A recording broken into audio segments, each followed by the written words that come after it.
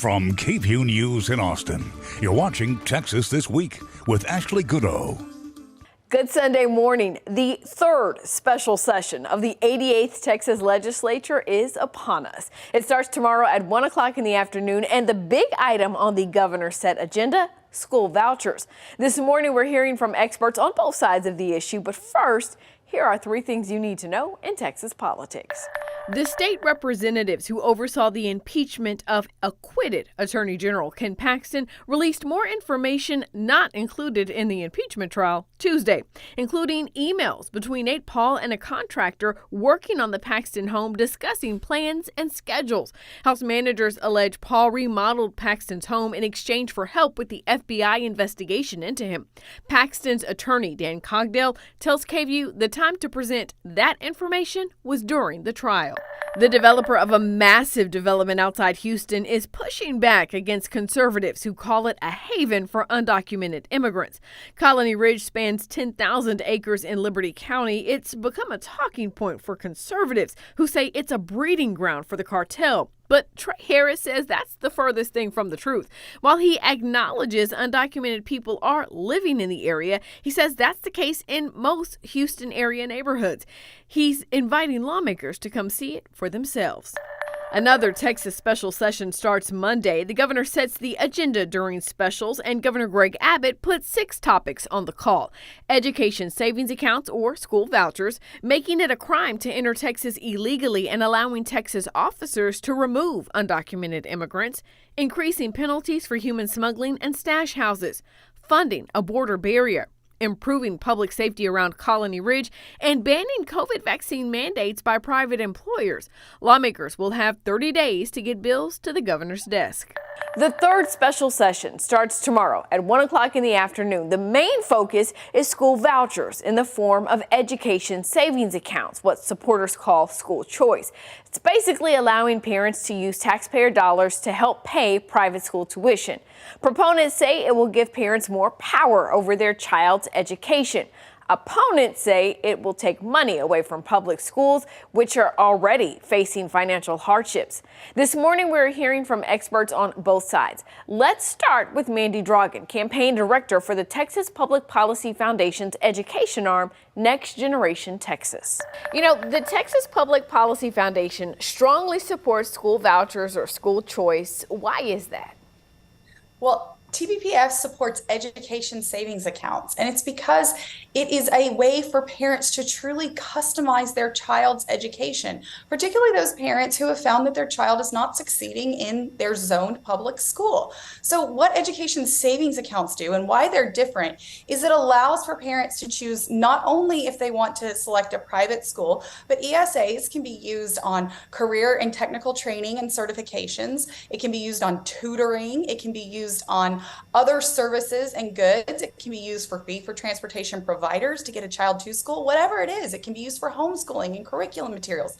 There are so many different aspects of an education savings account where a parent can truly customize their child's education and ensure that their child is reaching their fullest potential.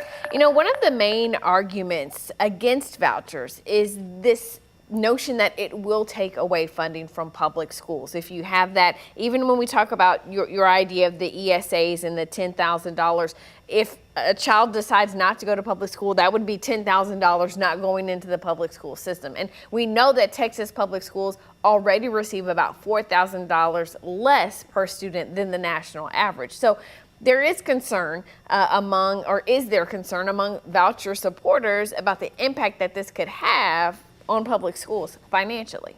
What we see across the country, 31 other states have some form of private school choice.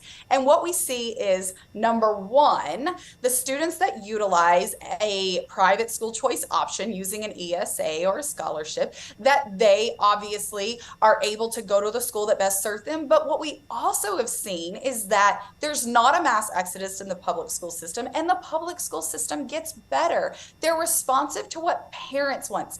Parents want for their children to be educated. They want to make sure they have high quality curriculum in the classroom. They want to make sure that the values are aligned, and they want to make sure that their child is prepared to launch into the world when they grow up, ready to be successful. The Association of Texas Professional Educators strongly opposes school voucher, school choice.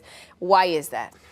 Anytime we talk about vouchers, what we're talking about is we're talking about taking funding and resources out of the public school system. So, for example, out of our neighborhood public schools, and using those to create basically a coupon or an entitlement for folks who primarily are already sending their kids to private schools. So it's a diversion of funds, and the people who lose are the 5.5 million kids who are currently enrolled in public schools. You know, there are parents, though, in this state who feel like the public school system is failing their families, is failing their children. And so for them, moving to another school district is not necessarily an option, and they feel stuck. So they don't necessarily see why the money that they're paying, their taxpayer dollars, shouldn't be able to be used, you know, those public education dollars used to benefit their children directly. What do you say to those parents? I would say that the intent of vouchers is to destroy the public education system.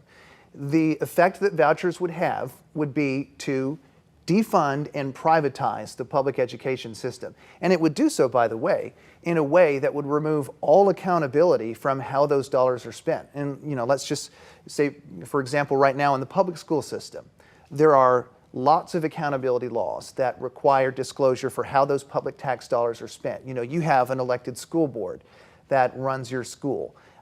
You have the ability to request documents, both as a parent and as a journalist. You have the ability to request documents under the Freedom of Information Act to see exactly how every penny of taxpayer money is being spent at a public school.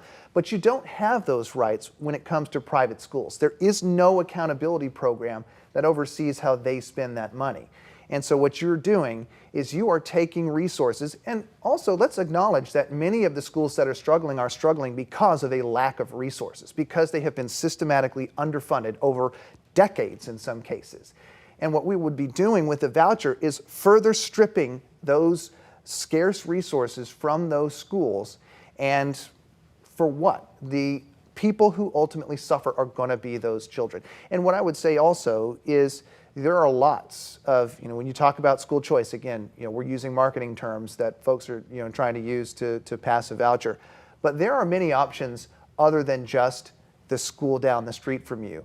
There are charter schools that are part of the public education system, that are part of the public school system. And there are magnet schools, and there are other programs that are out there that can provide a different option or an alternative without having to pass a voucher that would privatize, defund, and destroy the public education system. And now, the last word.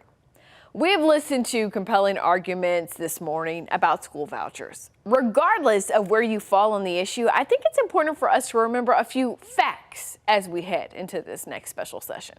Fact: Texas has an absolutely unprecedented budget surplus, a record $32.7 billion. Our state's extra money is more than many states' entire budgets.